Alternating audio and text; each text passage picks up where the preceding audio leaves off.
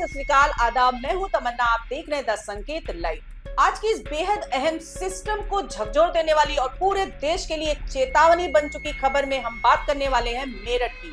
जी हाँ दोस्तों, मेरठ में अवैध निर्माण पर सुप्रीम कोर्ट ऑफ इंडिया ने सख्त फैसले की, जिसने न सिर्फ यूपी बल्कि पूरे देश में चल रहे अवैध निर्माण के खेल पर बड़ा सवाल खड़ा कर दिया है। दोस्तों, सुप्रीम कोर्ट ने मेरठ में 859 संपत्तियों पर बने अवैध सेटबैक को 2 महीने के भीतर गिराने का आदेश दे दिया है और साफ शब्दों में कहा है कि कानून का राज किसी के शोर शराबे के आगे नहीं झुक सकता है। यानी अब चाहे कितना भी विरोध क्यों ना हो, नियम तो नियम है और उसका पालन हर हाल में होगा। तो सबसे पहले समझते हैं कि ये अवैध सेटबैक क्या होता है।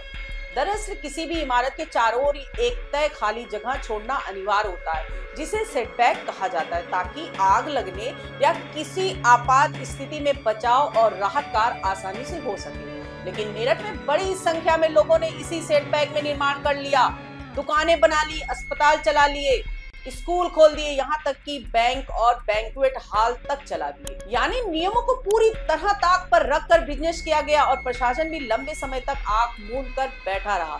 सुप्रीम कोर्ट ने इसी पर कड़ी नाराजगी जताते हुए कहा कि अगर प्रशासन समय रहते कार्रवाई करता तो आज ये स्थिति पैदा ही नहीं होती। कोर्ट ने साफ कहा कि किसी का भी व्यवसाय लोगों की जान की कीमत पर नहीं चल सकता है और ये भी स्पष्ट कर दिया कि जुर्माना देकर या फीस देकर इस अवैध कब्जे को वैध नहीं बनाया जा सकता।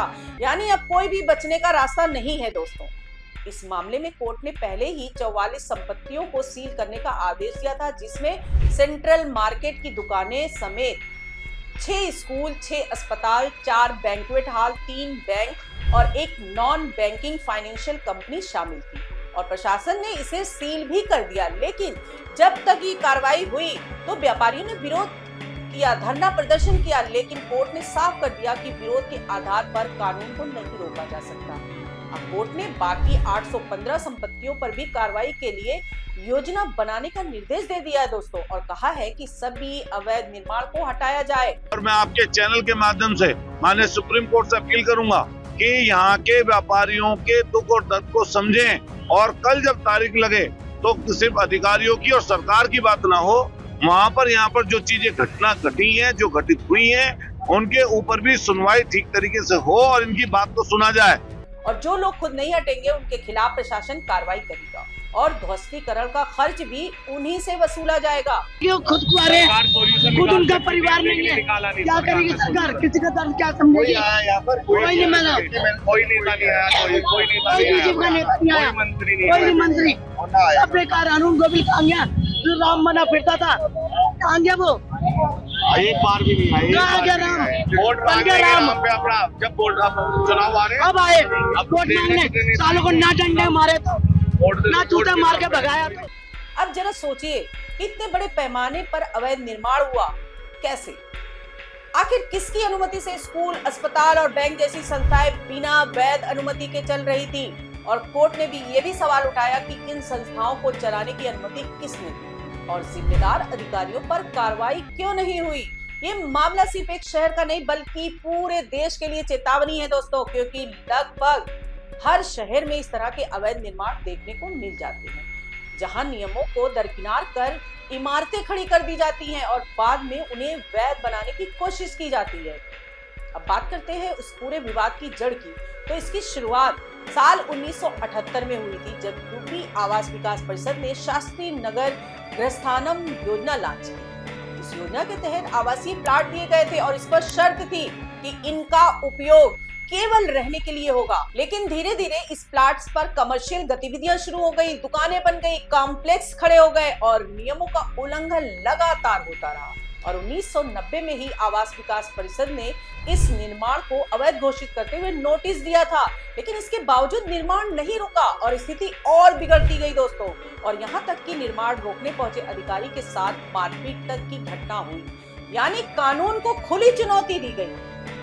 और इसके बाद 2004 और 2005 में भी ध्वस्तीकरण के आदेश दिए गए, लेकिन कार्रवाई नहीं हुई और मामला सालों तक चलता रहा। और आखिरकार 2025 में कोर्ट ने सख्त रुख अपनाया और 2026 में ये बड़ा फैसला आया दोस्तों, जिसमें साफ कहा गया कि अब अवैध निर्माण को किसी भी हालत में बख्शा नहीं जाएगा। तो दोस्तों ये मामला हमें सोचने पर मजबूर करता है कि क्या हमारे सिस्टम में इतनी ढील है कि दशकों तक अवैध निर्माण चलता रहे और कोई कार्रवाई ना हो। क्या अधिकारियों की मिलीभगत के बिना इतना बड़ा नेटवर्क हो सकता है? और